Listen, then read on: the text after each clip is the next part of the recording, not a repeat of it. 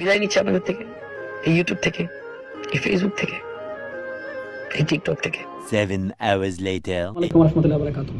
আমি জানি আজ আমরা কেউ ভালো নেই। A few minutes later. অনেক একা হয়ে গেছি, কেমন জানি লাগতেছে। বাবা খুব ভেঙে পড়ছে, আম্মু খুব ভেঙে পড়ছে, আমার কোনো কিছু ভালো লাগতেছে। A little longer than a few minutes later.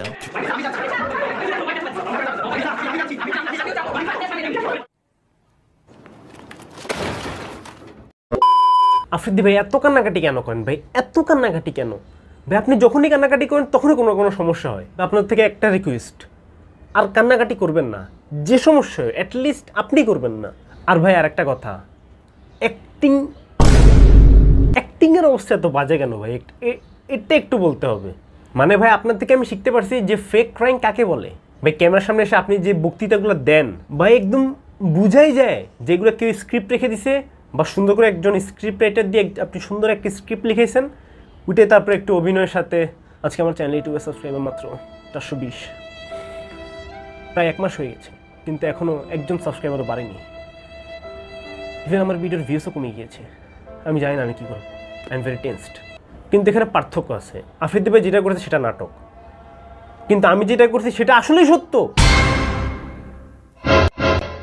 আপনারা কি জানেন আমরা আজ পর্যন্ত তৌহিদ আফ্রিদিকে কেন দেখি নাই মুভিতে? Because of his acting skill. Afridi ভাই কীভাবে নিয়ে যাচ্ছেন, এটা মানে খুবই কষ্টের একটা জিনিস। এটা আমি দেখতে পারবো না, এটা না পসিবল না। আমি কেমনে দেখবো এটা? ভাইকে আমি এত উপরে রাখছিলাম, আর ভাই আপনি শেষ পর্যন্ত কেন ভাই, কেন ভাই, কেন করলেন এমনটা?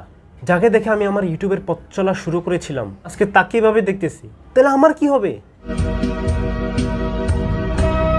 আপনি শেষ পর্যন্ত ছাত্রদের মারার ছি।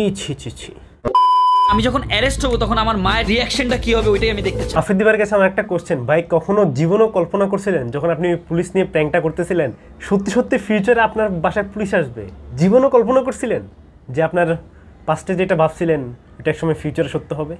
জানলে তো জীবনও বানাইতেন না এরকম ভিডিও, এটা তো আমি জানি। বৈষম্য বিরোধী ছাত্র আন্দোলনের সময় দায়ের করা যাত্রাবাড়ি থানায় হত্যা মামলায় তাকে গ্রেফতার করা হয়েছে। মামলায় আফ্রিদি 11 নম্বর আসামি। মানে আমার কথা হচ্ছে এত দুর্নীতিবাদ মন্ত্রীরা থাকতে আপনি লিস্টের 11 নম্বরে, হাউ ইজ ইট পসিবল? ভাই তো পুরো আন্ডারগ্রাউন্ড ডন। না এটা আমাদেরই ভাষা, আমার চাচা, আমার আপন দাদার ভাষা, ওইটাই দাদার ভাষা আসছে। ভাই এটা একদম নর্মাল জিনিস, কারণ এই নার্ভাসনেসটা সবারই হয়, এটা একদম নর্মাল জিনিস। আপনার যেটা হয়েছে না সেম ডেস আমার ক্ষেত্রে হয়েছিল, বাট প্রেজেন্টেশনের সময় আমার চাচার নানার দাদার কি আর ভাই ভেপের মধ্যে কি পান ভাই? ওয়ালেট না হলে বুঝলাম ওইখানে আপনার পার্সোনাল জিনিস আছে, এগুলা পুলিশের হাতে পড়লে ওইটাই আর কি, কিন্তু ভেপ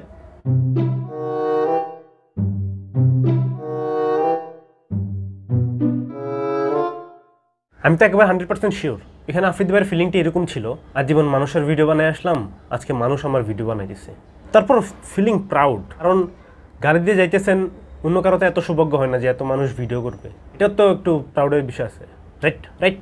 মাঝখান দিয়ে ফাহিম ভাই বেঁচে গেল। ইতিমধ্যে একটি কন্ট্রোভার্সি তৈরি হয়েছে, যেখানে বলা হয়েছে যে আমি আন্দোলনের সময় শিক্ষার্থীদের পাশে ছিলাম না, আর ওই অডিও রেকর্ডটিতেই শুধুমাত্র আমার ভয়েসটি শোনা যাচ্ছে। আর কলটা কিন্তু একজনের মধ্যেই হয় না, অপর প্রান্তেও কিন্তু একটি মানুষ ছিল যার নাম তৌহিদুদ্দিন আফ্রিদি। আমি বুঝলাম আফ্রিদি ভাইয়ের যেহেতু ধরছে তাহলে তো ফাহিমরাও ধরা উচিত, কিন্তু দিন শেষে ফাহিম ভাইও আফ্রিদির ফাঁসায় দিছে একদম। কিন্তু দিন শেষে যে দোষী তার শাস্তিটাই কামনা করি, আর এটা অবশ্যই একটা অন্যায়ের কাজ যেটা উনি করছে। তো আজ এই পর্যন্ত। যদি ভিডিওটি ভালো হয় তাহলে একটা লাইক আর comment must, subscribe, and thanks for watching.